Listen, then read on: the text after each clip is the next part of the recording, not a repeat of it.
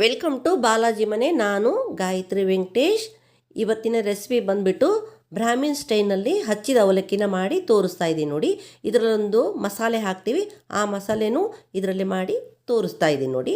ಮೊದಲನೇ ಬಾರಿ ನಮ್ಮ ಚಾನಲನ್ನು ನೋಡ್ತಾ ಇದ್ದರೆ ಪ್ಲೀಸ್ ಸಬ್ಸ್ಕ್ರೈಬ್ ಆಗಿ. ಬನ್ನಿ ಹೇಗೆ ಮಾಡೋದು ಅಂತ ನೋಡ್ಕೊಂಬರೋಣ. ಫಸ್ಟು ಈ ಪೇಪರ್ ಅವಲಕ್ಕಿನ ತೊಗೋಬೇಕು. ನಿಮ್ಮ ಕಡೆ ಏನಾದ್ರು ಸ್ವಲ್ಪ ಬಿಸಿಲಿತ್ತು ಅಂತಂದರೆ ಬಿಸಿಲಿನಲ್ಲಿ ಒಣಗಿಸ್ಕೊಳ್ಳಿ. ಯಾಕೆಂದರೆ ಒಣಗಿಸಿ ಹುರಿಯೋದ್ರಿಂದ ಅವಲಕ್ಕಿ ಮುದುರೋದಿಲ್ಲ. ಈ ಥರನೇ ಚೆನ್ನಾಗಿ ಇರ್ತವೆ, ತೆಳ್ಳಗೆ ಇದೇ ಥರ ಕಾಣಿಸ್ತಾ ಇರ್ತವೆ, ಕ್ರಿಪ್ಸಿಯಾಗಿ ಆಗುತ್ತೆ.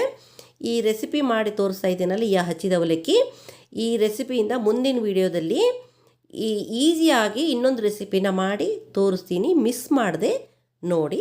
ಈಗ ಇದರಲ್ಲಿ ಮಸಾಲೆ ಅಂತ ಹೇಳಿದ್ನಲ್ಲ, ಆ ಮಸಾಲೆಗೆ ತೋರಿಸ್ತಾ ಇದೆ.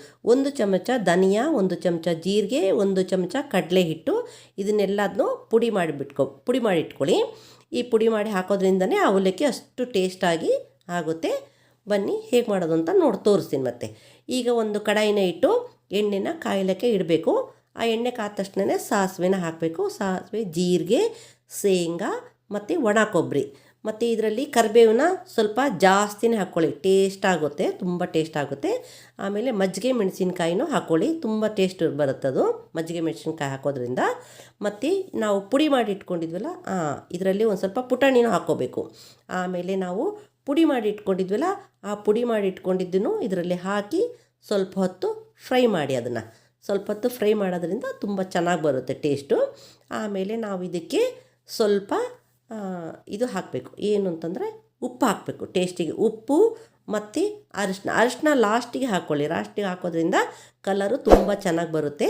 ಆಮೇಲೆ ಹಿಂಗು ಎಲ್ಲರೂ ಹಾಕಿ ಒಂದು ಸಲ ಕೈ ಆಡಿ ಸ್ಟವ್ ಆಫ್ ಮಾಡಿಬಿಟ್ಟಿರ್ತೀರಲ್ಲ ನೋಡಿ, ನಾನು ಹೇಳಿದ್ನಲ್ಲ, ಸ್ಟವ್ ಆಫ್ ಮಾಡಿದ್ರೂ ಅದೇ ಬಿಸಿಗೆ ಅದು ಚೆನ್ನಾಗಿ ಫ್ರೈ ಆಗಿಬಿಡ್ತದೆ. ಇದು ತಣ್ಣಗಾಗಲಿಕ್ಕೆ ಬಿಡಬೇಕು. ನಾನು ಈ ಅವಲಕ್ಕಿ ಹುರಿದಿಟ್ಕೊಂಡಿದ್ದಲ್ಲಿ ನೋಡಿರಿ ಎಷ್ಟು ಕ್ರಿಪ್ಸಿಯಾಗಿ ಚೆನ್ನಾಗಾಗಿದೆ. ಈಗ ಈ ಅವಲಕ್ಕಿನೂ ನಾನು ಇದರಲ್ಲಿ ಒಗ್ಗರಣೆಯಲ್ಲಿ ಹಾಕಿ ಕಲಿಸ್ತಾ ಇದ್ದೀನಿ ನೋಡಿ. ಇದರಲ್ಲಿ ಸ್ವಲ್ಪ ಈಗ ಪುಡಿ ಸಕ್ಕರೆನ ಹಾಕ್ಕೋಬೇಕು, ತುಂಬ ಟೇಸ್ಟ್ ಆಗುತ್ತೆ ಪುಡಿ ಸಕ್ಕರೆ ಹಾಕೋದ್ರಿಂದ. ಕಲಿಸ್ತಾ ಇದ್ದೀನಿ ನೋಡಿ. ಇದರಲ್ಲಿ ಕಲರ್ ಅಷ್ಟು ಚೆನ್ನಾಗಿ ಕಾಣಿಸ್ತಿದೆ, ಯಾಕಂದರೆ ಬಿಸಿಲು ಬೀಳ್ತಾ ಇದೆ ಕಿಟಕಿಯಿಂದ. ಪಕ್ಕಕ್ಕೆ ಬಂದು ಕಲಿಸ್ತಾ ಇದ್ದೀನಿ ನೋಡಿ. ಇದು ಕಲರು ತುಂಬ ಚೆನ್ನಾಗಿ ಬಂದಿದೆ. ಹೇಳಿದ್ನಲ್ಲ, ಅರಿಶಿನ ಲಾಸ್ಟಿಗೆ ಹಾಕೋದ್ರಿಂದ ಕಲರ್ ಚೆನ್ನಾಗಿ ಬರುತ್ತೆ ಅಂತ. ಇದು ಕ್ರಿಪ್ಸಿಯಾಗಿ ಚೆನ್ನಾಗಾಗಿದೆ. ಈ ವಿಡಿಯೋ ಇಷ್ಟವಾದಲ್ಲಿ ಲೈಕ್ ಮಾಡಿ, ಶೇರ್ ಮಾಡಿ. ಹೆಚ್ಚಿನ ವಿಡಿಯೋಗಳಿಗಾಗಿ ನಮ್ಮ ಚಾನಲನ್ನು ಸಬ್ಸ್ಕ್ರೈಬ್ ಆಗಿ.